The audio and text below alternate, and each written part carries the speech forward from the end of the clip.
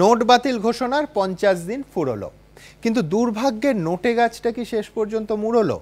এই প্রশ্ন যখন দেশের আনাচে কানাচে ঘুরপাক খাচ্ছে, তখন রাজ্য রাজনীতির ঘোলা জল একেবারে টকবগিয়ে ফুটছে তাপস পালের গ্রেফতারির পর। আর এরই মধ্যে সাসপেন্স বাড়ছে প্রধানমন্ত্রীর আগামীকালের বক্তৃতা নিয়ে। আম জনতার ঘাড়ে চাপানো বিভিন্ন ঊর্ধ্বসীমার বোঝা কি একই রকম থাকবে, নাকি বছরের শেষ দিনে প্রধানমন্ত্রী কোনো স্বস্তির বাণী শোনাবেন? আজ নবান্নে সাংবাদিক বৈঠক করে নরেন্দ্র মোদীকে তীব্র ভাষায় আক্রমণ করেছেন মমতা। বলেছেন দেশের যা পরিস্থিতি তাতে জাতীয় সরকার গঠনের প্রয়োজন। প্রধানমন্ত্রী পদে নরেন্দ্র মোদীর পরিবর্তন বিজেপির খোঁজা উচিত বলেও তিনি মন্তব্য করেন। আজকের এই আলোচনার শুরুতেই আপনাদের দেখাবো যে ঠিক কোন ভাষায় প্রধানমন্ত্রীর সমালোচনা করেছেন রাজ্যের মুখ্যমন্ত্রী। একটাও কথা রাখতে পারেননি, যা জমা পড়েছে সবটাই ম্যাক্সিমামটাই সাদা নোট, আপনারা জানেন। এই প্রথম আমার মনে হয় দেশের রিজার্ভ ব্যাংক থেকে শুরু করে ব্যাংকিং সিস্টেমটা টোটাল মানুষ ভরসা হারিয়ে ফেলেছে, টোটালটাই ডিফাঙ্ক্ট হয়ে গেছে, টোটাল ডিস্ট্রাকশন হয়েছে। ব্যাংকে অচল নোট জমার সময়সীমা শেষ শুক্রবার, আর এদিনই ফের নোট বাতিল নিয়ে মোদী সরকারের বিরুদ্ধে তীব্র আক্রমণ শানালেন মমতা বন্দ্যোপাধ্যায়। তো উনি যখন কথা দিয়ে কথা রাখতে পারেননি, প্রধানমন্ত্রীর কথার তো একটা দাম থাকা উচিত। আইদার জনগণের কাছে অ্যাপোলোজাইজ করা উচিত এবং স্টেপ ডাউন করা উচিত। বিজেপি দলের অন্য কেউ আছে, তাকে প্রধানমন্ত্রী করুন। এখানেই না থেমে আরো সুর চড়িয়েছেন মমতা। দরকার ন্যাশনাল গভর্নমেন্ট হোক, বিজেপি ক্যান্ডিডেট দিকে আমার কোনো যায় আসে না। আমরা মাননীয় রাষ্ট্রপতির কাছে এটা দরবার করব আগামী দিন। পাল্টা দিল্লি থেকে নাম না করে বিরোধীদের কটাক্ষ করেছেন নরেন্দ্র মোদী। निराशा से ही उनका जीवन आरंभ होता है, उनका सुबह भी निराशा से होती है। ऐसे निराशावादी लोगों के लिए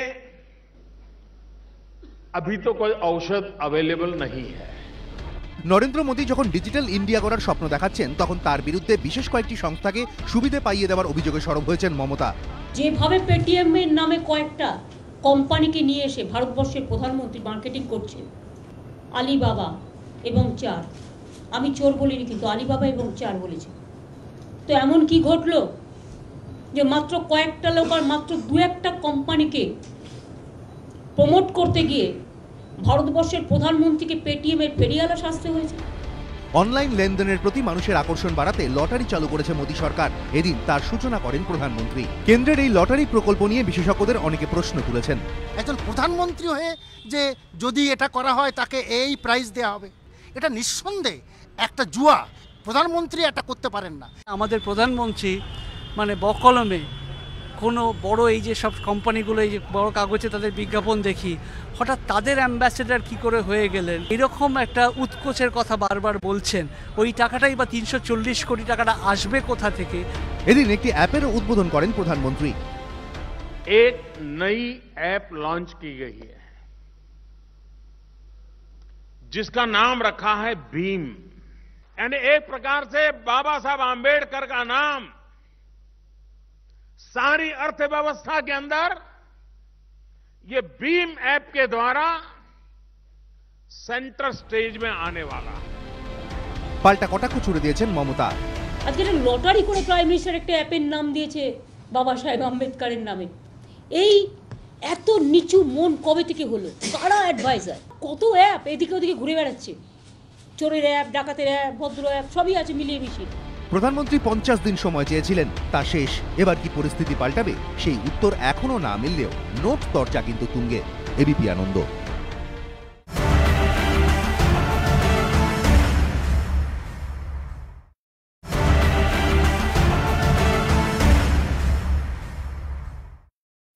সিজাত, এই মুহূর্তে তোমার অভিজ্ঞতা কিরকম? 50টা দিন পেরিয়ে এলে, এই 50 দিন হয় না, কবিরা সাহিত্যিকরা একটা উপমা দেন যে এক একটা মিনিট যেন এক একটা ঘন্টা। সেই শঙ্করের বুকের ওপর যখন সাপটা চলে বেড়াচ্ছিল, চাঁদের পাহাড়ে সেরাম লাগছিল। তো এই 50টা দিন কিরম? 50টা দিন তো আমাদের যেমন কাটার কথা এই ঘোষণার পর তেমনই কেটেছে। আমার মনে পড়ছে সুমন, আমাদের ছোটবেলায় একটা হিন্দি থ্রিলার রিলিজ করেছিল 100 ডেজ, জ্যাকি শ্রফ আর মুনমুন সেন ছিল। এই বড়বেলায় 50 ডেজ দেখলাম। এটা আরো বড় থ্রিলার, জানো তো। এবং 100 ডেজে আমার মনে আছে একটা কালো ঘোড়াকে ব্যবহার করা হয়েছিল। স্বপ্নে ফিরে ফিরে হ্যাঁ, তো এখানেও একজন ডার্ক হর্স আছেন যিনি সারা আপামর ভারতবাসীর স্বপ্নে ফিরে ফিরে আসছেন 50 ডেজ ধরে। এবং আজকে তো 50 দিন, এটা সবে শুরু। আমার যা ধারণা যে বিপর্যয়ের শুরু, প্রাথমিক বিপর্যয়গুলো শারীরিকভাবে গেছে, মানুষ মৃত হয়েছেন, অসুস্থ হয়েছেন, কিন্তু সমাজের উপর, অর্থনীতির উপর তো একটা ব্যাপক অভিঘাত আসে। আমার মনে হয় 50 দিন সেখানে কোনো সময়ই নয়। এরকম একটা সিদ্ধান্তের অভিঘাতকে মাপতে হলে 50 দিন ন্যূনতম সময়।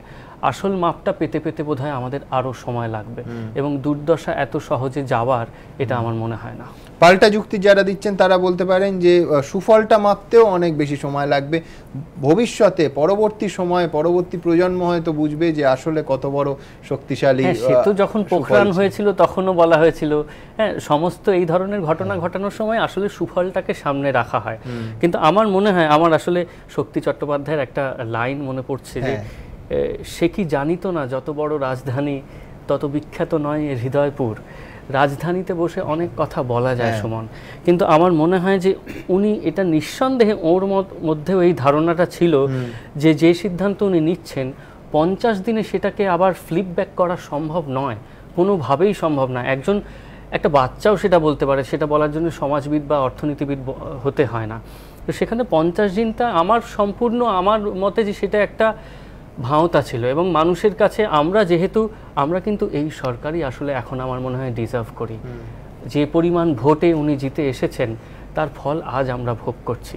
ফলে যারা ভোট দিয়েছিলেন তারাই কিন্তু আজকে দেশের উন্নতিকল্পে এটিএম এর লাইনে দাঁড়াচ্ছেন, অসুস্থ হচ্ছেন, মারা যাচ্ছেন, ব্যবসা বন্ধ হচ্ছে, কিন্তু তাদের ওই যে ভাবাবেগটা যে আমি দেশের জন্য শহীদ হচ্ছি, আসলে আমার তো স্বাধীনতার লড়াই নেই, আমার এটিএম এর লড়াই আছে, আমি নয় এই লড়াইয়ে প্রাণ দিলাম, সেইটাকে খুব সুচতুরভাবে উনি কাজে লাগিয়েছেন। কিন্তু আমার স্পষ্ট ধারণা, উনি এবং ওর মন্ত্রকের পরিষ্কার ধারণা ছিল 50 দিনে এই বিপর্যয় সামাল দেওয়া যায় না। সেটা তো আমরা এখন যখন কথা বলছি, আগামীকাল ঠিক এই সময়ের মধ্যে প্রধানমন্ত্রী জাতির উদ্দেশ্যে ভাষণ হয়ে গেছে, মানে মিত্র বলে তিনি কি বলবেন সেটা নিয়ে, মানে আমি বলছি তুমি তাহলে আশা করছো না আশঙ্কা করছো? আশঙ্কা আমি একা করছি কেন, 130 কোটি ভারতবাসী আমার ধারণা আশঙ্কা করছেন যে মিত্রর পরের শব্দটা কি। মিত্র অবধি তো আমরা জানি, মেরে প্যারে দেশবাসী অবধি আমরা জানি, তারপর উনি কি বলবেন এই নিয়ে কিন্তু তুমি সোশ্যাল মিডিয়া দেখো, খবরের কাগজ দেখো, প্রত্যেক জায়গায় আশার চাইতে বেশি আশঙ্কা অনেক বেশি অপেক্ষা করে আছে। আমি দ্রুত একবার দেখানোর চেষ্টা করব যে নিঃসন্দেহে আশা আশঙ্কা দাঁড়িপাল্লায় ওজন করলে কোনটা বেশি হবে সে নিয়ে শ্রীজাতর একটা মত হবে, মোহিত বাবুদের নিঃসন্দেহে আরেকটা মত হবে, কিন্তু ঠিক কি বলতে পারেন দেশের মাননীয় প্রধানমন্ত্রী দেখুন। मेरे प्यारे भाई और बहनों, বছর শেষের সন্ধ্যায় জাতির উদ্দেশ্যে বক্তৃতা দিতে গিয়ে কি ফের এভাবেই শুরু করবেন নরেন্দ্র মোদী?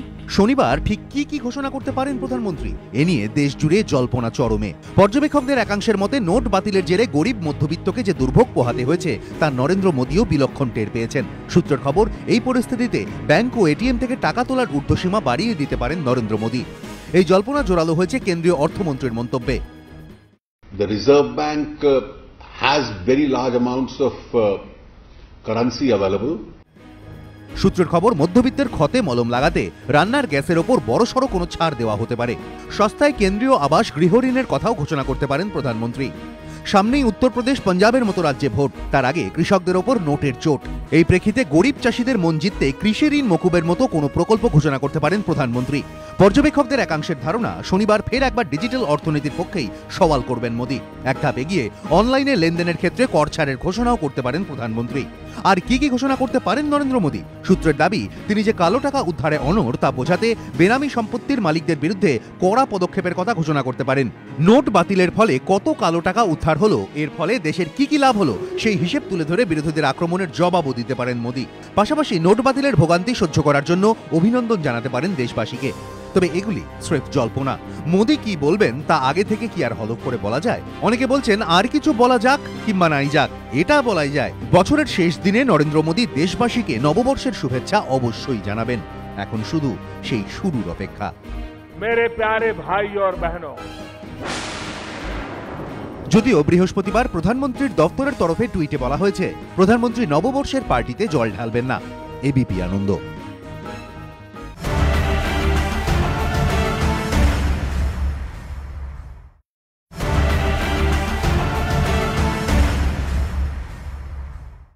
মোহিতবাবু, তাহলে 130 কোটি ভারতবাসী কি সুখবর কিছু শোনার অপেক্ষা করতে পারে? না, আমি তো একটু আগেও বলেছি যে 130 কোটি ভারতবাসী কেন, সারা পৃথিবী দেখলো যে 50 দিন এরকম একটা সামাজিক বিপ্লবের ঘোষণা হলো। এটা শুধু অর্থনীতির ব্যাপার নয়, একটা দেশের মাইন্ডসেট করা, যারা করাপশনটাকে জীবনের অঙ্গ মেনে নিয়েছিল, দূর হয়নি কিন্তু অনেকটা স্বাভাবিক হয়ে এসছে। এত সমস্যা নেই, এটা আপনারা দেখাচ্ছেন খণ্ডচিত্র, এটা এমন কিছু। এবং তার করাপশন তো একদিনে যাওয়ার ব্যাপার নয়, এটা তো যুদ্ধটা শুরু হলো। আপনারা সাধারণ মানুষের ভোগ ভোগান্তি নিয়ে যেসব কথা বলছেন, সাধারণ মানুষের কোনো ভোগ ভোগান্তি না, আবার কত কোনো ভোগ ভোগান্তি নাই বলিনি তো, ভোগ ভোগান্তি হয়েছে, কিন্তু তার সত্ত্বেও মানে এটা সাধারণ মানুষের না না, সাধারণ মানুষ এই ত্যাগ স্বীকার করে মেনে নিয়েছেন যে আমাদের এমন একজন প্রধানমন্ত্রী আছেন যার উপর আমরা ভরসা করতে পারি। সেই জন্য সারা দেশে কোনো দাঙ্গা হয়নি, কোনো ব্যাংক লুট হয়নি, কোথাও পুলিশের গুলি চালা হয়নি। দেখুন না, ভেনিজুয়েলাতে করেছিল, আপনি ওই ভেনিজুয়েলার অশান্তিগুলো আমাদের এখানে না না, আমি সেই জন্য হয়নি বলে আপনি ভারতবর্ষের মতো এত বড় দেশ যেখানে অর্ধেকটা রাজ্যে, তামিলনাড়ুতে বিজেপি গভর্নমেন্ট নেই, কর্ণাটকে নেই, কেরালায় নেই, হায়দ্রাবাদে, তেলেঙ্গানায় নেই, কোথাও কোনো সমস্যা না। তাহলে তো আপনাকে অন্য বিরোধী শাসিত রাজ্য সরকারগুলোকে, মমতা বন্দ্যোপাধ্যায়কে ধন্যবাদ দিতে হবে। Law and order Mamata Bandyopadhyay পারেননি এখানে কিছু করতে, এত কিছু বলেও তৃণমূল তো এখানে কোনো মানুষ। আমি দ্রুত একবার লাইভ আপনাদের দেখাবো ভুবনেশ্বরের পথে। মোহিত বাবু এক সেকেন্ড, ভুবনেশ্বরের পথে নিয়ে যাওয়া হচ্ছে তাপস পালকে। আগামীকাল ভুবনেশ্বরে আদালতে তোলা হবে তাপস পালকে। রোজ ভ্যালি কাণ্ডে আজ গ্রেফতার হয়েছেন তৃণমূল সাংসদ তাপস পাল। এই মুহূর্তে সরাসরি লাইভ ছবি আপনারা দেখতে পাচ্ছেন। তাপস পালকে নিয়ে যাওয়া হচ্ছে ভুবনেশ্বরের উদ্দেশ্যে। সিবিআই এর স্পেশাল ইনভেস্টিগেটিং টিম বা সিট এই মুহূর্তে তাপস পালকে নিয়ে ভুবনেশ্বরের পথে রওনা হচ্ছে। আপনারা সরাসরি সিজিও কমপ্লেক্স থেকে সেই ছবি দেখতে পাচ্ছেন এই মুহূর্তে এবিপি আনন্দের পর্দায়।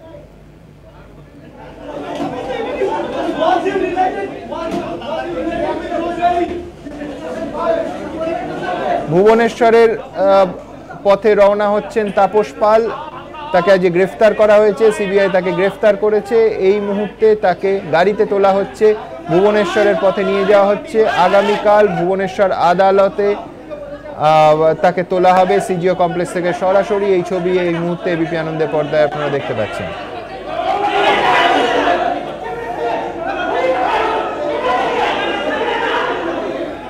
ওম প্রকাশ মিশ্র, মোহিত বাবু ধন্যবাদ দিচ্ছেন দেশের মানুষকে যে তারা হাসি মুখে সমস্ত দুর্দশা সহ্য করেছেন একজন মানুষের জন্য। আমরা বেঁচে আছি সেটা অপরাধ হয়েছে, ভারতবর্ষের মানুষ বেঁচে রয়েছে এবং সেটাকে নিজেদের সার্টিফিকেট হিসাবে বিজেপি যদি প্রচার করতে চায় করুক, আমার কোনো আপত্তি নেই। প্রধানমন্ত্রী ঘোষণা করেছিলেন যেই সমস্ত উদ্দেশ্যগুলিকে সামনে রেখে আমরা বহুবার এখানে আলোচনা করেছি, আপনি খুব ভালো করে জানেন। আপনার কাছে আমার প্রশ্ন, আমরা সংবাদপত্রের সঙ্গে যারা যুক্ত আছেন, মিডিয়ার সঙ্গে জানবেন, কত কালো টাকা উদ্ধার হয়েছে সুমন? কত কালো টাকা উদ্ধার হয়েছে আজকে তো জানতে হবে।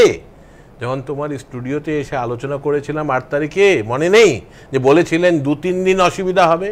তারপরে মনে নেই যে অরুণ জেটলি বলেছিলেন 2-3 সপ্তাহ লাগবে? তারপরে মনে আছে আমাদের সবার যে প্রধানমন্ত্রী নিজে আরেকবার বললেন 50 দিন। আজকে হয়ে গেল তো 51 দিন হয়ে গেছে, 50 দিনের বেশি হয়ে গেছে, 51 দিন হয়ে গেছে। কত কালো টাকা উদ্ধার হলো?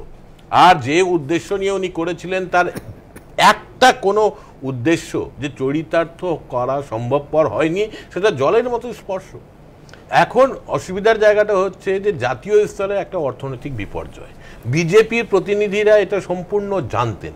উত্তরপ্রদেশে আমি দেখছি বিভিন্ন জায়গায় যে হাজার হাজারটা গাড়ি কিনেছে বিজেপি এবং তাতে সমস্ত স্টিকার দেওয়া, এই সমস্ত টাকা দিয়ে করেছে। বিভিন্ন জায়গায় অফিস তারা করেছে।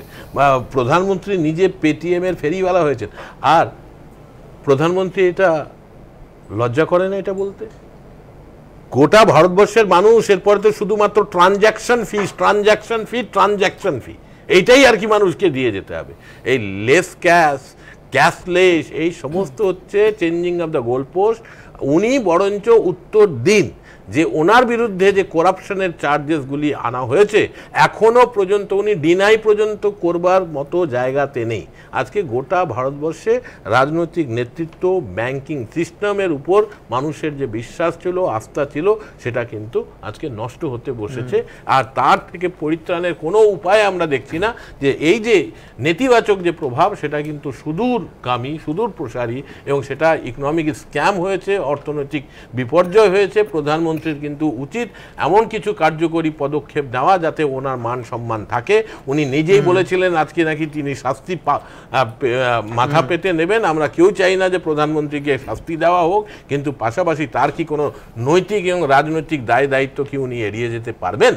আমি দ্রুত একবার আপনাদের এই মুহূর্তে দেখাতে চাইব আবার সিজিও কমপ্লেক্সে তাপস পালকে ভুবনেশ্বরের পথে নিয়ে রওনা হচ্ছে সিবিআইয়ের যে তদন্তকারী অফিসাররা। টেলিফোনে এই মুহূর্তে প্রকাশ সিনহা আমাদের প্রতিনিধি আছেন। প্রকাশ, আগামীকাল ভুবনেশ্বর আদালতে তৃণমূলের সাংসদ তাপস পালকে তোলা হবে। একদম সুমন, আমরা দেখতে পাচ্ছি 8 জন সিবিআই এর গোয়েন্দারা তারা তাপস পালকে নিয়ে ভুবনেশ্বরের উদ্দেশ্যে রওনা দিয়েছেন। আমরা দেখলাম 5 মিনিট আগেই তাপস পালকে নিয়ে সিজিও কমপ্লেক্স থেকে তারা বেরিয়ে গেছেন, তারা এয়ারপোর্টে যাচ্ছেন। এয়ারপোর্ট থেকে ফ্লাইট নিয়ে আজকেই তারা কিন্তু ভুবনেশ্বরে পৌঁছে যাবেন। আগামীকাল ভুবনেশ্বর কোর্টে তাপস পালকে তোলা হবে, সেখানে প্রোডাকশন করা হবে। যেটা সিবিআই সূত্রে আমরা জানতে পারছি, তাপস পালকে কিন্তু রিমান্ডে নিয়ে ভুবনেশ্বরেই রাখা হবে। অর্থাৎ সিবিআই এর গোয়েন্দারা যারা তাপস পালকে আগামী দিনে জেরা করবেন তারা প্রত্যেকেই কিন্তু কলকাতা থেকে ভুবনেশ্বর চলে যাচ্ছেন। আমরা দেখতে পাচ্ছি 8 জন অফিসাররা 5 মিনিট আগে তাপস পালকে নিয়ে সিজিও কমপ্লেক্স থেকে বেরিয়ে গেছেন। তারা এয়ারপোর্ট পৌঁছে যাবেন, সেখান থেকে ফ্লাইট দিয়ে আজকেই তারা ভুবনেশ্বরে পৌঁছবে। আগামীকাল, যেটা সিবিআই সূত্রের খবর, সকাল 11টা নাগাদ ভুবনেশ্বর কোর্টে তাপস পালকে তোলা হবে, তাকে রিমান্ডে নেওয়ার আবেদন জানানো হবে। পাশাপাশি আগামীকাল থেকেই কিন্তু তাপস পালকে জেরা করার যে প্রক্রিয়া, সেই প্রক্রিয়া তারা শুরু করবেন। সুমনদা, ধন্যবাদ প্রকাশ। এই মুহূর্তে স্টুডিওতে সুখেন্দু শেখর রায়, তৃণমূল কংগ্রেসের সাংসদ, আমাদের সঙ্গে এই অনুষ্ঠানে যোগ দিয়েছেন।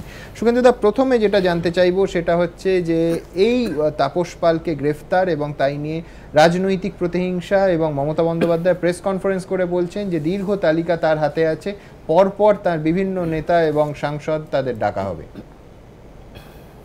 আমাদের নেত্রী যেটা বলেছেন নিশ্চয়ই তার কাছে সেরকম তথ্য আছে বলেই তিনি বলতে পেরেছেন। এটাতে দেখা যাচ্ছে যে যেদিন থেকে আমাদের নেত্রী এবং আমাদের দল এই বিষয়ে আন্দোলনে মুখর হয়ে উঠেছে, সারা ভারতবর্ষে প্রথম, সেদিন থেকেই আমাদের দলের নেতাদেরকে টানা হেঁচড়া শুরু হয়েছে। এমনকি আমাদের লোকসভার নেতাকে পর্যন্ত রেয়াত করা হচ্ছে না। এখন এমন একটা ব্যাপার যেন সারদা বা এই ধরনের, এই যে মধ্যিখানের সময়টা 1.5 বছর কোনো রকম যোগাযোগ, কোনো তলব হয়নি না। শুধু মধ্যিখানের সময়টা ধরলে ভুল হবে। প্রথম থেকে যদি আমরা পর্যালোচনা করি, আজকে বিষয়টা সম্ভবত সেটা নয়, তবু আমি বলছি যদি প্রথম থেকে পর্যালোচনা করা যায়, দেখা যাবে যে বিভিন্ন রাজনৈতিক দলের নেতাদের কিন্তু ডাকা হয়েছিল। পরবর্তীকালে যাদেরকে ডাকা হলো না, অরাজনৈতিক কিছু ব্যক্তিত্বকে ডাকা হয়েছিল, পরবর্তীকালে তাদেরকে ডাকা হলো না। বেছে বেছে শুধু তৃণমূলের লোকদেরকেই ডাকা হচ্ছে। সুতরাং বিশেষ করে যখন আজকে সারা দেশে নোটবন্দির বিরুদ্ধে আমাদের নেত্রী মমতা বন্দ্যোপাধ্যায় এবং আমাদের দল যেভাবে প্রতিবাদে রাস্তায় নেমেছে, তার একটা প্রতিক্রিয়া এটা বলে সহজে যে কোনো মানুষ জানেন সেটা। এবং সারদা নিয়ে ঘাঁটাঘাঁটি করে যে কোনো লাভ নেই। বাংলার মানুষ বারবার সেটা রায় দিয়েছে। আমরা বাংলার মানুষের সেই বিচারের কাছে বারবার মাথা নত করেছি। 2014 সালের লোকসভা নির্বাচন, 2016 বিধানসভা নির্বাচন, একদম বৃন্দগান শুরু হয়েছিল সকাল থেকে রাত্রি অবধি, সারদা সারদা সারদা। বাংলার মানুষ তার যোগ্য জবাব দিয়েছে, আগামী দিনেও দেবে। সিবিআইয়ের একটা তথ্য সুখেন্দুদা আপনাদের সামনে আমি রাখতে চাইবো, সেটা হচ্ছে সিবিআইয়ের বক্তব্য যে তাপস পাল তিনি একটি চিঠি দিয়েছিলেন, তাতে রোজ ভ্যালির নামটা ছিল না, সারদা এবং অন্যান্য সংস্থার নাম ছিল। এই বিষয়ে কোনো আলোকপাত? আমার বক্তব্য হচ্ছে, দেখুন, আমি বলছি সিবিআই তদন্তকারী অফিসার, ঠিক আছে, আমি তদন্তকারী সংস্থার সঙ্গে জড়িত নই। সুতরাং কি কাগজ, কি ম্যাটেরিয়াল তাদের কাছে, কোনো প্রসিকিউটেবল এভিডেন্স, যেটা আমরা আইনের ভাষায় বলি প্রসিকিউটেবল এভিডেন্স, সেরকম কোনো প্রসিকিউটেবল এভিডেন্স আমাদের কোনো নেতার বিরুদ্ধে আছে কিনা সেটা ভবিষ্যতে প্রমাণিত হবে। কিন্তু যেটা হচ্ছে বাস্তব, যেটা হচ্ছে যে আজকে তো ভারতবর্ষের প্রধানমন্ত্রীর বিরুদ্ধে অভিযোগ উঠেছে, এবং অভিযোগে তো একদম অমূলক নয়। সুপ্রিম কোর্টে বিচারাধীন রয়েছে, এবং সেখানে তৃণমূল কংগ্রেস মামলা করেনি, কোনো রাজনৈতিক দল মামলা করেনি। সুপ্রিম কোর্টে একজন বিশিষ্ট আইনজীবী মামলা করেছেন, জনস্বার্থ মামলা, এবং তিনি বলেছেন যে ইনকাম ট্যাক্স ডিপার্টমেন্টের কাছে যে নথি আছে, সেই নথিতে বিড়লা ডায়েরি বা আরেকটি ডায়েরি, সাহারা ডায়েরি, এই দুটো ডায়েরিতে প্রধানমন্ত্রীর নাম পাওয়া গেছে, আরও কিছু লোকের নাম পাওয়া গেছে। তো সেই ব্যাপারে তদন্ত কেন হচ্ছে না? বাবুর কাছে আসবো। ওম প্রকাশ মিশ্র যেখানে শেষ করেছিলেন, সুখেন্দু বাবু সেই কথা বলছেন, এখনো পর্যন্ত প্রধানমন্ত্রীর কোনো প্রতিক্রিয়া এই বিষয়ে কিন্তু আসেনি। এই বিষয়টি নিয়ে সুপ্রিম কোর্ট কি বলেছে? সুপ্রিম কোর্ট প্রথমত প্রশান্ত ভূষণের যে সংগঠনটি centre for public interest litigation, এই বছরের জানুয়ারি মাসের, আমি তারিখটা ভুলে যাচ্ছি, তাতে পরিষ্কার সুপ্রিম কোর্ট প্রশান্ত ভূষণকে বলেছেন যে আপনাদের সংস্থার কোনো রকমের ইনফ্রাস্ট্রাকচার নেই, আপনারা যে সমস্ত কমপ্লেনগুলো আনেন সেগুলোর কোনো ভেরিফিকেশান কোনো কিছু করার জন্য, এবং আপনারা করে যান, তারপরে তাদের আপনাদের দায়িত্ব থাকে না। এবং তারপরে আরেকটা বাক্য বলেছেন,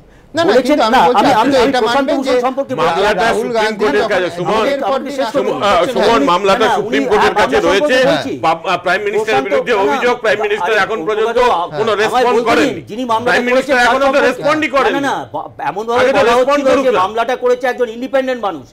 সুপ্রিম কোর্ট সেই কথাতেই তো আমি বলছি উনি মন্তব্য করেছেন সুপ্রিম কোর্ট, ফলে আপনারা ইনস্ট্রুমেন্ট অফ ডিফারেন্ট কোম্পানিজ হয়ে যাচ্ছেন, এটা সুপ্রিম কোর্টের বক্তব্য। এবার প্রশান্ত ভূষণ যে কাগজের কথা, এই মামলা কিন্তু আপনাকে জ্ঞাতার্থে আমি বলি, এই মামলা খারিজ হয়নি। না, খারিজ হয়নি। কি বলেছে সুপ্রিম কোর্ট? আরো তথ্য প্রমাণ নিয়ে প্রশান্ত সুপ্রিম কোর্ট এটা সুপ্রিম কোর্ট এটা বলেনি। সুপ্রিম কোর্ট বলেছে আপনার এই তথ্যগুলো একেবারে ধর্তব্য নয়। আমি যে ভাষাগুলো যেহেতু এক্ষুনি হাত সামনে নেই, বলেছেন ফিকটিশাস এবং ধরা যায় না। আপনি নতুন কিছু যদি তথ্য থাকে তাহলে আনুন, আমরা জানুয়ারি মাসে আবার শুনবো, এই তথ্য নিয়ে আসবেন না। এটা সুপ্রিম কোর্ট।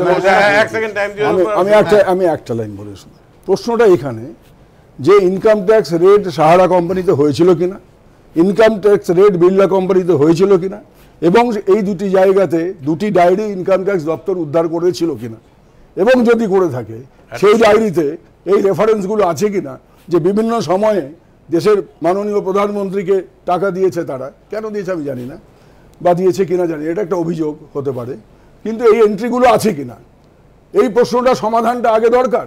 এবং দেশের প্রধানমন্ত্রীর ভাবমূর্তি এখানে জড়িয়ে আছে, দেশের সম্মানের প্রধানমন্ত্রী নিজে বলতে পারে ইনকাম ট্যাক্স রেটে কাগজগুলি সামনে এসেছে, ইনকাম ট্যাক্সের অফিসিয়ালরা সেটাকে অ্যাটেস্ট করেছেন এবং তারা এটাতে লিখেছেন যে এটা খুব সিরিয়াস ইস্যু, এটা ইনভেস্টিগেট করা উচিত। জুলাই 2014 থেকে এই কাগজগুলি রয়েছে, 2.5 বছর সময় অতিক্রান্ত, নরেন্দ্র মোদী সরকার কোনো পদক্ষেপ করেনি। পাবলিক ফোরামে, পাবলিক প্ল্যাটফর্মে যখন ব্যাপারটা এসেছে, আমাদের দলের পক্ষ থেকে অভিযোগ জানানো হয়েছে, কমন কজ বলে সংগঠন অভিযোগ জানিয়েছে, বিভিন্ন বিরোধী রাজনৈতিক দলগুলি অভিযোগ জানিয়েছে, কিন্তু প্রধানমন্ত্রী একবারের জন্য বলতে পারছেন না যে তিনি টাকা নেন।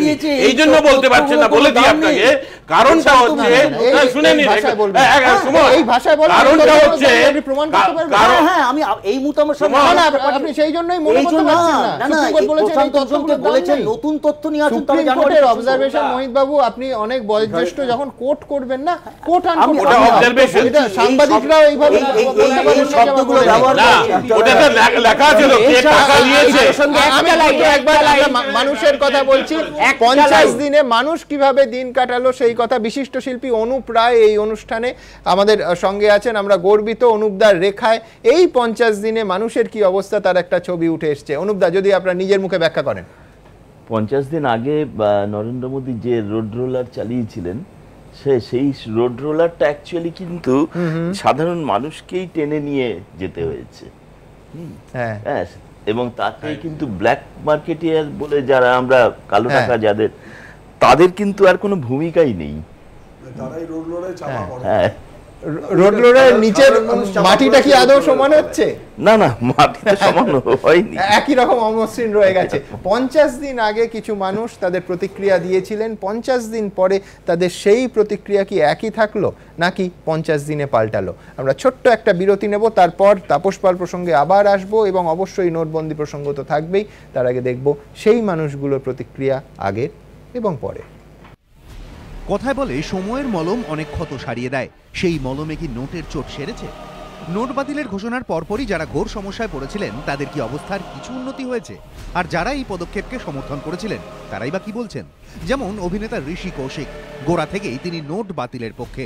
কিছুদিন খুব অসুবিধা হয় যখন বাড়ির রিনোভেশনের কাজ হয়, তখন নিজের ডাইনিং টেবিলে আপনি শান্তিমতো খেতে পারেন না, এখানে সিমেন্টের বস্তা, ওদিকে রঙের বস্তা। কিন্তু যখন একবার কাজটা হয়ে যায়, you start a new life. এটা খুব সাময়িক একটা ক্রাঞ্চ, একটা সমস্যা। সব কিছু একবার লেভেল হয়ে গেলে যে লোকেরা আজকে গলা ফাটাচ্ছে আমার অসুবিধা হয়েছে, তারাই তখন বলবে উফ কি ভালোটাই না হয়েছে। না, আমি এখনও নিজের মত পরিবর্তন করিনি। এখনই আমি ধৈর্য হারিয়ে বলবো না যে আমার ডিমনিটাইজেশনের এই স্টেপটাকে আমি অপোজ করছি বা সাপোর্ট করছি না, কারণ এখনও দেখার অনেক সময় বাকি আছে। মানিকতলার মাছ ব্যবসায়ী বাপি দাসকে নোট বাতিলের পরও কয়েকদিন অচল নোট নিতে হয়েছে, না হলে সব মাছ নষ্ট হয়ে যেত। নতুন নোট আসার পর কি ব্যবসার হাল ফিরেছে?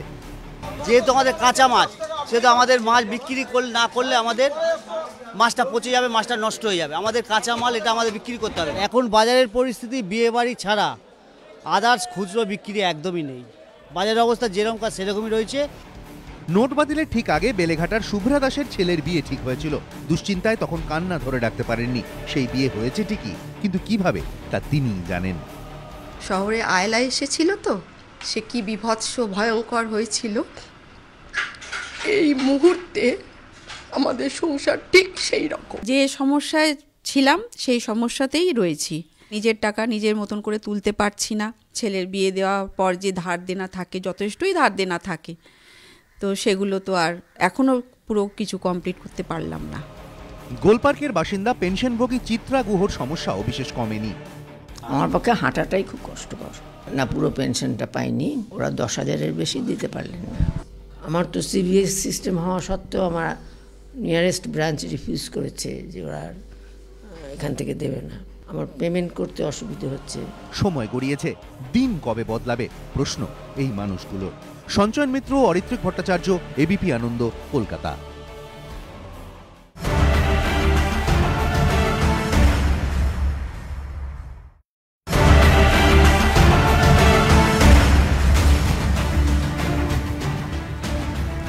যারা এই মুহূর্তে টেলিভিশন সেটের সামনে এসেছেন তাদের জন্য দ্রুত একবার দেখাবো আজকের দিনের সবথেকে বড় খবর। সিবিআইয়ের হাতে গ্রেফতার হলেন অভিনেতা এবং সাংসদ তাপস পাল। আমাদের একজন এমপিকে অ্যারেস্ট করেছে। রোজভ্যালি কাণ্ডে সিবিআইয়ের হাতে গ্রেফতার তৃণমূল সাংসদ তাপস পাল। সিবিআই সূত্রে দাবি, রোজভ্যালির অ্যাকাউন্ট থেকে তাপস পালের অ্যাকাউন্টে লক্ষ লক্ষ টাকা এসেছে। রোজভ্যালি থেকে নগদও প্রচুর টাকা পেয়েছেন তিনি। সিবিআই সূত্রে দাবি, রোজভ্যালির হয়ে 5 তারা হোটেলে একাধিকবার বৈঠক করেন তাপস।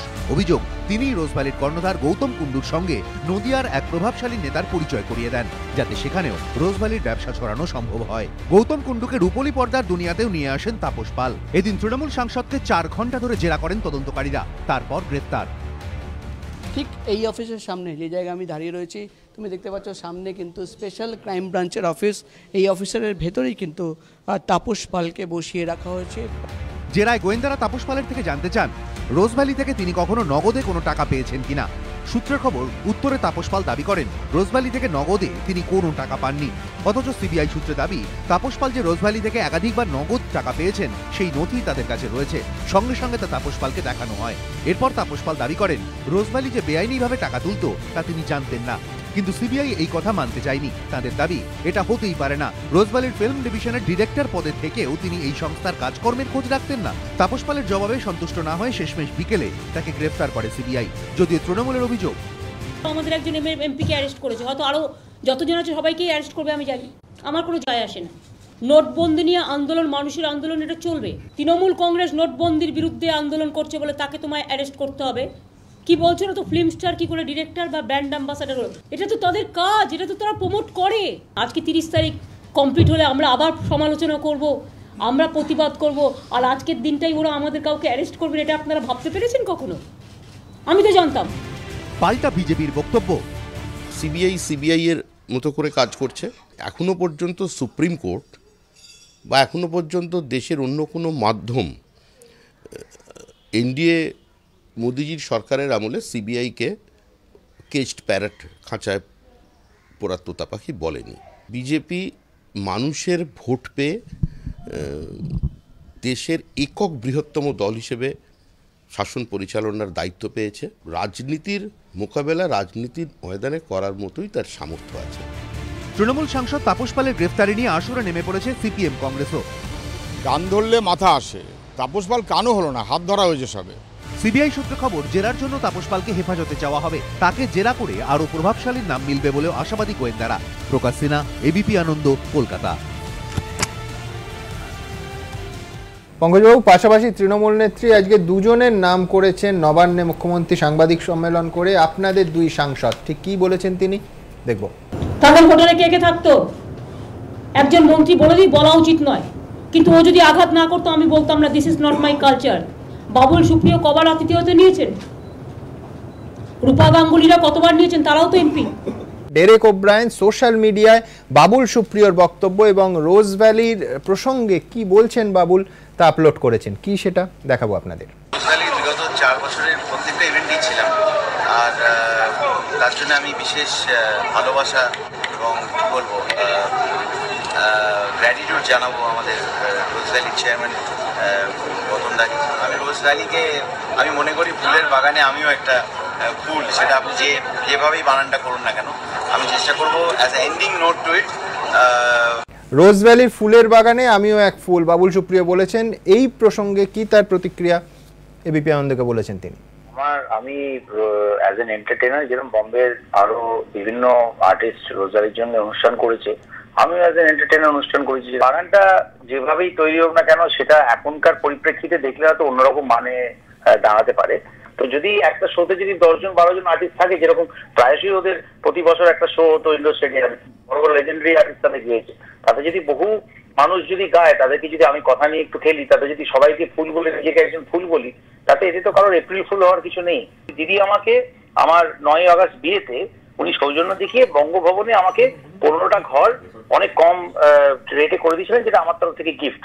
সেটার জন্য কি যদি আমি কালকে কোনো বেআইনি কাজ করি, তাহলে দিদিকে গ্রেপ্তার করা হবে? পঙ্কজবাবু, রোজ ভ্যালির ফুলের বাগানে আমিও এক ফুল। বিষয়টা হচ্ছে, দেখুন, সুপ্রিম কোর্টের তত্ত্বাবধানে সিবিআই আজকে যে ব্যবস্থাটা নিয়েছে, তাতে কে মামার বাড়ি গেল কি মাসির বাড়ি গেল সেটা অন্য প্রশ্ন। বিষয়টা হচ্ছে 60,000 কোটি টাকার যে স্ক্যাম হয়েছে। না, বুঝলাম, কিন্তু আমি বলছি দলীয় সাংসদকে আপনারা দলের তরফ থেকে কোনো জিজ্ঞাসাবাদ করবেন? সেটা দেখুন, দল সিদ্ধান্ত নেবে, দল বিশ্লেষণ করবে, কিন্তু আমার মনে হয় যে উনি শিল্পী হিসাবে ওখানে কোনো অনুষ্ঠানে এসেছিলেন। এক্স্যাক্টলি তৃণমূল কংগ্রেসের আর্গুমেন্টটা হুবহু তাই, যে তাপস পাল শিল্পী হিসেবে, অভিনেতা হিসেবে ডিরেক্টর হয়েছিলেন। না, আমি যেটা দেখেছি যে উনি হচ্ছেন ওখানকার যে ফিল্ম ডিভিশনের ডিরেক্টর, এবং যেটা অভিযোগটা এসছেন ব্যবসার সঙ্গে, এবং যেটা বারবার যে নদিয়া জেলায় বিশেষ করে যেখানকার উনি এমপি, সেখানের মাধ্যমে উনি পার্টিকে ব্যবহার করেছেন এবং এজেন্ট তৈরি করতে এবং টাকা তুলতে, by knowing it fully well, যে এই টাকা তোলাটা ভালো ঠিক নয়। এবং আমার একটা মনে হয় যে একটা কথা সুখেন্দু আছেন, যে ভারতবর্ষের আইনটা হচ্ছে যে আমি আইন জানি না, এটা কোনো ব্যাখ্যা হতে পারে না। হ্যাঁ, যে ভারতবর্ষে এটাও আছে বিচার ব্যবস্থার নিয়ম, যে একজনকে অপরাধী বলা যেতে পারে, অভিযুক্ত বলা যেতে পারে, যতক্ষণ না বিচার শেষ হচ্ছে অপরাধী বলা যায় না। না, এখানে তো তাকে গ্রেপ্তার করা হয়েছে উপযুক্ত কারণ ছাড়া, যে সমস্ত ধারাগুলোতে তাকে দেওয়া হয়েছে, হ্যাঁ, গ্রেপ্তার করা হয়েছে। আপনি সিদ্ধান্ত ঘোষণা করলেন না, সিদ্ধান্ত কতগুলো সিদ্ধান্ত, যে উনি এই প্রভাব খাটিয়েছেন, অমুক করেছেন, এই সিদ্ধান্ত আপনি পৌঁছচ্ছেন কি করে? এটা তো একটা অভিযোগ, যে অভিযোগটা এসেছে এটা এখনো অভিযোগ স্তরে রয়েছে। যতক্ষণ পর্যন্ত না বিচারের মাধ্যমে আপনি খুব ভালো করে অভিযোগটা সাক্ষী প্রমাণের মাধ্যমে যতক্ষণ না প্রমাণিত হচ্ছে, গ্রেপ্তার করলেই সে চলে যায় ছাড়া। অভিযোগ করলে, শুনুন, অভিযোগ করলে অপরাধী সেটা শুধু কংগ্রেসের লোকরা হতে পারে, দলগুলি তৃণমূল বা বিজেপির ক্ষেত্রে সেটা প্রয়োজন, আমাদের ক্ষেত্রে না, কারো ক্ষেত্রে প্রযোজ্য নয়। যতক্ষণ না ভালো কথা, তাহলে সেটা খুবই ভালো কথা, ভালো লাগলো সুখেন্দুদা, ভালো লাগলো যে সেটা প্রয়োজন। কংগ্রেসের কেউ প্রতিক্রিয়া দেখে নেবো। ইনফরমেশন যেগুলো দিচ্ছেন ওনার চেয়ারে বসে, ইনফরমেশন যে কতটা ভিত্তিহীন সেটা উনি দুদিন পরে বুঝতে পারবেন। আমি তো ডেফিনেটলি মামলা করবো, যা ইচ্ছা তাই বলতে পারেন না আমার নাম ধরে। আমি রোজ ভ্যালির অনুষ্ঠান আর রোজ ভ্যালির আতিথেয়তা মানে আলাদা তো। আমি রোজ ভ্যালির কোনোদিনও কোনো অনুষ্ঠানই যাইনি। মামলার হুমকি দিচ্ছেন রূপা গাঙ্গুলি। বিজন, আচ্ছা, তাপস পাল গ্রেপ্তার হলে ঠিক সেই দিনটায়, যেদিন নোট বাতিলের শেষ দিন, সময়টা আমার কাছে খুব গুরুত্বপূর্ণ। 1.5 বছর তদন্ত চুপচাপ ছিল, হঠাৎ করে ঘুম থেকে জেগে ছিল সেটাও বলো না, আমি সবটাই বলবো। সিবিআই ডিরেক্টরকে হঠাৎ করে তুলে আনা হলো, অস্থায়ীভাবে বসিয়ে দেওয়া হলো। এই কাজগুলো করার জন্য তো একটু আগে পঙ্কজবাবু ওখান থেকে যে কথাটা বলছিলেন যে তাপস পালের কথা, তেমনি মোদির বিরুদ্ধে যে অভিযোগ উঠেছে সেই অভিযোগের বিষয়ে কেন্দ্রীয় বিজেপির নেতা নরেন্দ্র মোদি যে ঠিক ভুল নন তিনি, এইটা প্রমাণ করতে গিয়ে শীলা দীক্ষিতের নাম টেনে এনেছিলেন। কি কারণে টেনে এনেছিলেন? তার মানে নরেন্দ্র মোদিও আছে, শীলা দীক্ষিত আছে, তার মানে কোনো অসুবিধে নেই, এইটা বলতে চাইছেন। আচ্ছা, তদন্তটা তো করে 3টে সংস্থা, মানে কোন সংস্থা ভালো কোন সংস্থা খারাপ তাপস পালের মতো ব্যক্তিত্বের বোঝা সম্ভব নয়। সেবি, ইডি, এসএফআইও, তারা যদি ঘুমিয়ে থাকেন, তাপস পাল হয়তো অভিনেতা বলে বুঝতে পারেননি, তো এই 3টে সংস্থার যাদের যাদের দেখার কথা ছিল তাদের কাউকে ডাকা হয়েছে, কাউকে গ্রেপ্তার করা হয়েছে। তারা কি অর্থ নিয়ে এগুলোকে চাপা দিত, ধামা চাপা দিত? এই ধামা চাপা দিত কি দিত না সেই বিষয়গুলো কিন্তু মানুষের কাছে পরিষ্কার হওয়া প্রয়োজন।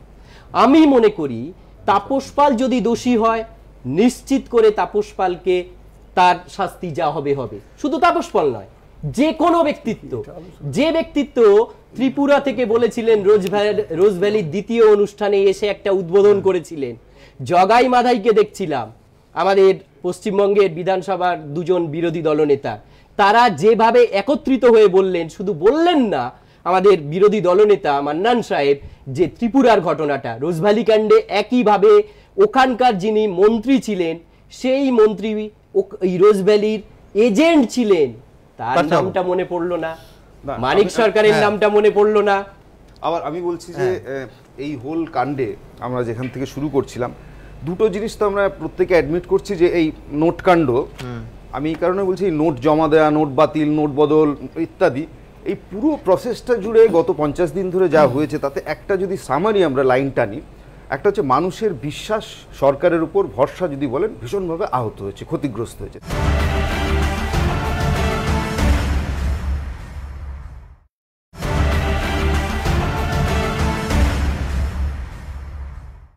সেকেন্ড, আর একটা জিনিস হয়েছে যে সরকারি যে প্রতিষ্ঠানগুলো ছিল, আমাদের জাতীয় প্রতিষ্ঠান বলতে যা বোঝায়, আরবিআই বলুন, ব্যাংক বলুন, এগুলোর উপরে যদি বলেন মানুষের বিশ্বাস, আস্থা ভয়ঙ্করভাবে ক্ষতিগ্রস্ত। অস্বচ্ছতাও ছিল। হ্যাঁ, একটা অস্বচ্ছতার জায়গা। আরবিআই কে প্রশ্ন করলে তথ্য দিচ্ছেন না, বলছেন এগুলো গোপন তথ্য। হ্যাঁ, ভারতবর্ষের 70 বছরে কোনোদিন হয়েছে? এবং উল্টোটাও যে আপনি প্রশ্ন করলেই তারপরেই আপনার দেশদ্রোহীর তকমা জুটবে কিনা, আপনি চোরের মায়ের বড় গলা হবে কিনা, সেই সমস্যাটাও ছিল। এই সব কিছুর মধ্যে দিয়ে আমরা একটা জিনিস যদি সামারাইজ করি, যে এই ভরসাটা সরকারি প্রতিষ্ঠানগুলোর উপর যেভাবে নষ্ট হলো এই গত 50 দিনের অভিজ্ঞতায়, এইটা একটা লং টার্ম এফেক্ট আছে। এবং আরেকটা জায়গা হচ্ছে ভরসা, এরকমই একটা প্রতিষ্ঠান সিবিআই। আপনি যদি বলেন যে এই যে সিবিআইয়ের প্রতিও যে মানুষের ভরসা, যে কোথাও তো একটা বিচার হবে, এই রাজ্যের 18,000 কোটি টাকার একটা কেলেঙ্কারি রোজ ভ্যালি, এই কেলেঙ্কারির তদন্ত হচ্ছে সুপ্রিম কোর্ট মনিটর একটা জায়গা থেকে, সিবিআই তদন্ত। সেই তদন্তের সময় বিরোধিতা করেছেন একদল, পক্ষে ছিলেন আর একদল, কিন্তু সিবিআইয়ের যে দায়িত্ব, ন্যস্ত দায়িত্ব, সেটা পালন করেননি। এবং আজকের সিবিআই যখন মাঠে নামছেন, আমি দেখছি যে ইনসিডেন্টালি ঘটনাচক্রে তিনি সাংসদ হতে পারেন, তিনি বিধায়ক হতে পারেন, তিনি অভিনেতা হতে পারেন, অভিনেত্রী হতে পারেন, যারাই এই গোটা ঘটনাটার সাথে যুক্ত ছিল, তদন্ত করে এই টাকা ফেরত নেওয়া এবং মানুষের টাকা মানুষের কাছে ফেরত দেওয়া, এটাই ছিল মূল এজেন্ডা। আমি বলবো এটাকে প্রতিহিংসার সাথে সমর্থক করে দেখা উচিত নয়, একটাই কারণের জন্য, প্রতিহিংসা মানে কোনো একটা ঘটনার পৃষ্ঠে ঘটনা। অর্থাৎ যদি এরকম হতো যে নোট বাতিল কাণ্ডের সময় শুরুর দিনই হচ্ছে রোজভ্যালিটা হয়েছিল, ফলে 50 দিনের মাথায় ধরলাম, রোজভ্যালি হয়েছে আজ থেকে 1.5 বছর আগে, 2 বছর আগে। আপনার ব্যাখ্যা কি 1.5 বছরের এই সিবিআই তদন্তের সহিত? হ্যাঁ, এইটাই হচ্ছে একটা চমৎকার বোঝাপড়া তৈরি হয় রাজ্যের শাসক দল, কেন্দ্রের শাসক দল যারা আছেন, যে প্রয়োজন যখন হবে। এবং সিবিআই আমার কাছে আনফরচুনেট, এটা হচ্ছে যে আপোষের একটা অস্ত্র হচ্ছে, এটা ব্ল্যাকমেলিং এর একটা অস্ত্র হচ্ছে, এবং সেই জায়গাটায় ব্যবহৃত হচ্ছে, যখন দরকার তখন ব্যবহার। আমি এখানেই বলতে চাই যে বিজনবাবু যেটা বলেছে সঠিক বলেছে। সুপ্রিম কোর্ট যখন রায় দিয়েছিল সিবিআই ইনকোয়ারির জন্য বলেছিল, কেন বলেছিল? লার্জার কনস্পিরেসি আছে বলে সুপ্রিম কোর্টের মনে হয়েছিল, এবং এই লার্জার কনস্পিরেসিকে আনআর্থ করতে গেলে সিবিআই ইনভেস্টিগেশন দরকার। সেখানে সুপ্রিম কোর্ট দর্থহীন ভাষায় বলেছে, আমি একটু বলেনি, সুপ্রিম কোর্ট দর্থহীন ভাষায়, যেমন রাজনৈতিক দল বা অরাজনৈতিক ব্যক্তিত্ব, তার সাথে সাথে রেগুলেটরি অথরিটির কথা বারবার করে সুপ্রিম কোর্ট 2টো প্যারাগ্রাফে বলেছে, যেখানে পরিষ্কার বলেছে যে তাদের নিষ্ক্রিয়তার জন্য এই ধরনের চিটফান্ডগুলো দিনের পর দিন ব্যাঙের ছাতার মতো গজিয়েছে, তাহলে তাদের কোনো যোগ সাজস ছিল কিনা এই সম্ভাবনাকে উড়িয়ে দেওয়া যায় না, এটাও রাজ্জার কনস্পিরেসির মধ্যে পড়ে। সুতরাং প্রশ্ন ওঠে যে রেগুলেটরি অথরিটির বিরুদ্ধে সিবিআই এ পর্যন্ত কি কি ব্যবস্থা নিয়েছে। 1, 2, যে মুহূর্তে আমরা নোটবন্দির বিরুদ্ধে আমাদের নেত্রী এবং দল মুখর হলো, তারপরে কেন্দ্রের বিজেপির নেতারা এসে এই রাজ্যে দাঁড়িয়ে বলে গেলেন, দেখুন না আমরা দেখাচ্ছি মজা, অর্থাৎ তোমরা আমাদের বিরোধিতা করছো, এবার তোমাদের মজা দেখাবো। অর্থাৎ সিবিআইকে কে পরিচালনা করছে? স্বশাসিত সংস্থা, নাকি প্রধানমন্ত্রীর দপ্তর, নাকি বিজেপির নেতারা? কারণ এটা ফ্যালাসি অফ পোস্ট হক আর্গো প্রপ্টর হক নয়, যে কাকতালীয় ঘটনা নয় যে নেতারা বললেন আর তারপরে পরে বিজেপির নেতারা বলার সঙ্গে সঙ্গে সিবিআই নেমে পড়লো। ও যে বলেছে 30 তারিখ শেষ হবে, সঙ্গে সঙ্গে নেমে পড়লো, কারণ আমরা আগাম বলেছি আমরা বৃহত্তর আন্দোলনে যাব, সেই আন্দোলনটাকে রোখার জন্য এইভাবে নেমে গেল। এটা একটা পটভূমি তৈরি ছিল, এই পটভূমিটা তৈরি করা হয়েছে। বিষয়টা ব্যাখ্যা করা ঠিক নয়, কারণ কলকাতায় আপনি জানেন যে 5000 লোক যারা সেদিন রাত্রিবেলা 8ই নভেম্বর রাত্রিবেলা 100 কোটি টাকার গয়না কিনেছে, অথবা বুলিয়ান মার্কেটের 4 জন চাই যারা বম্বেতে 500 কোটি টাকা ট্রানজাকশন করেছে, আমাদের কোঅপারেটিভ ব্যাংকে যারা 500 কোটি টাকা জমা রেখেছে, প্রত্যেক ক্ষেত্রে কিন্তু যে সক্রিয়তা, সেই সক্রিয়তা কিন্তু এতদিন দেখা যায়নি। সুতরাং এটার সঙ্গে নোটবন্দি বা বিমুদ্রীকরণের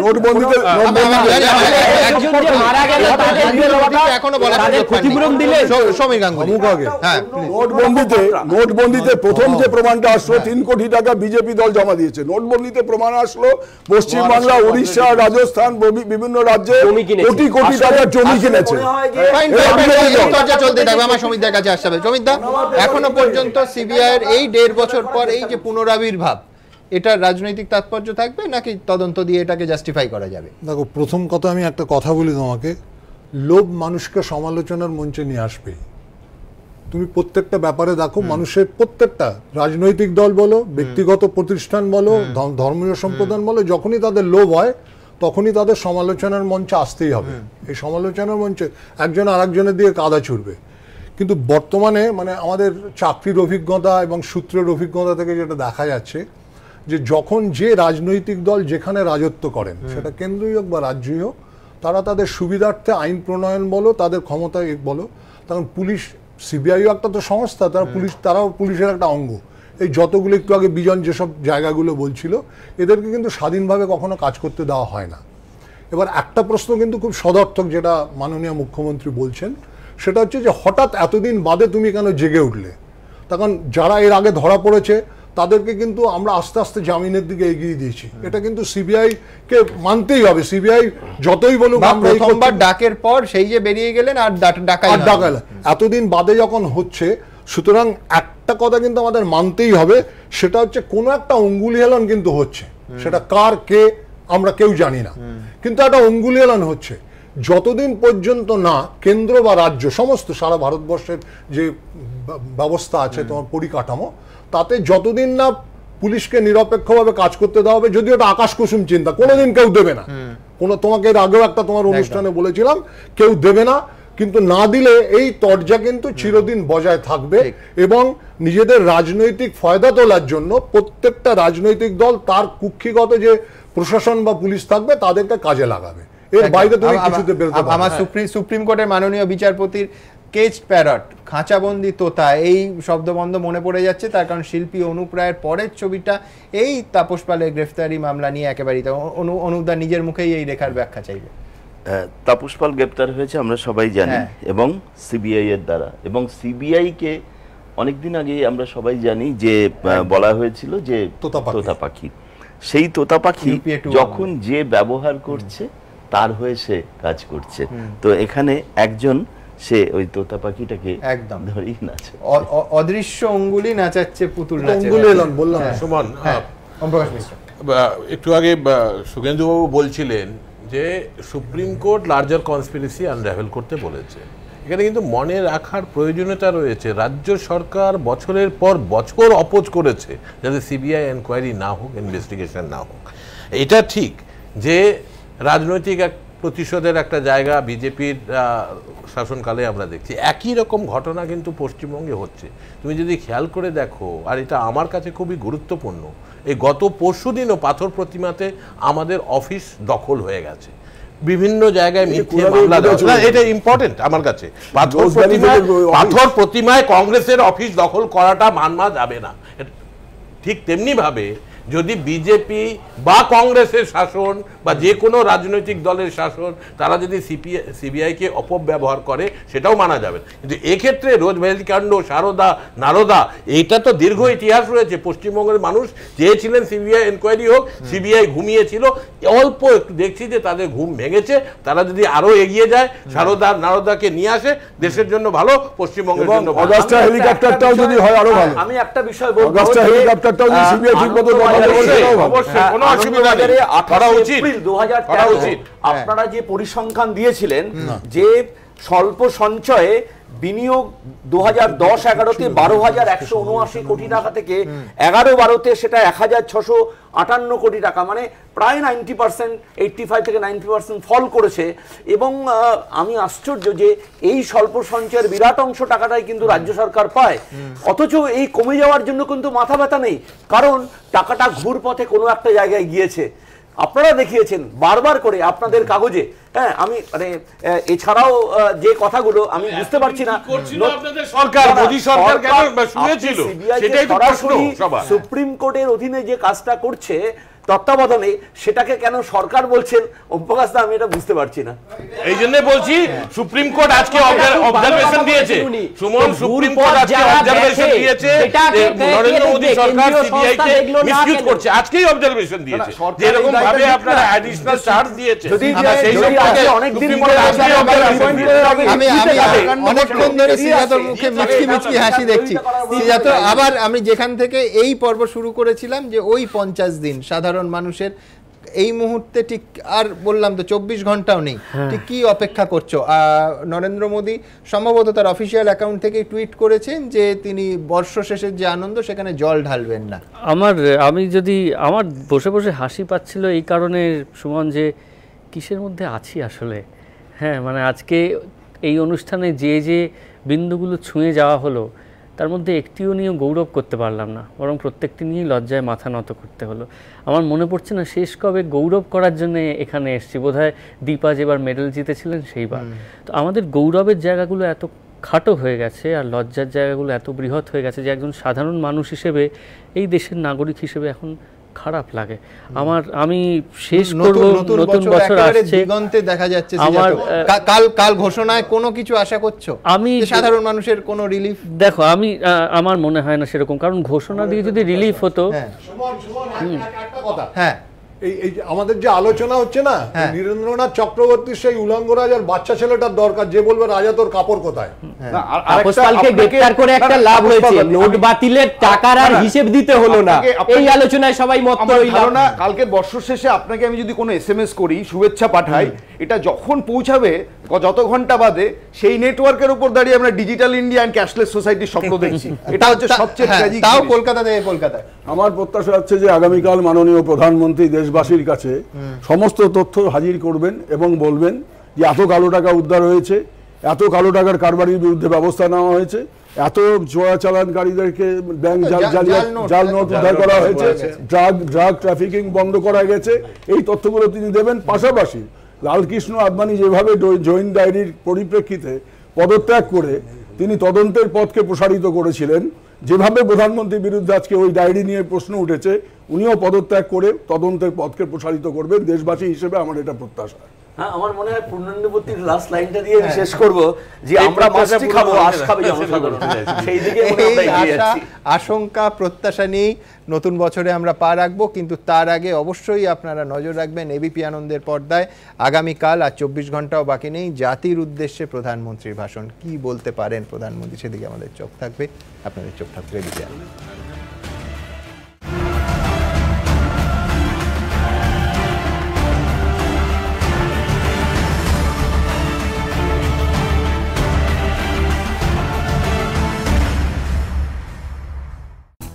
ঘণ্টাখানেক সঙ্গে সুমন নিবেদন করছে আধুনিক টিএমটি বার্স, ভরসা হমেশা।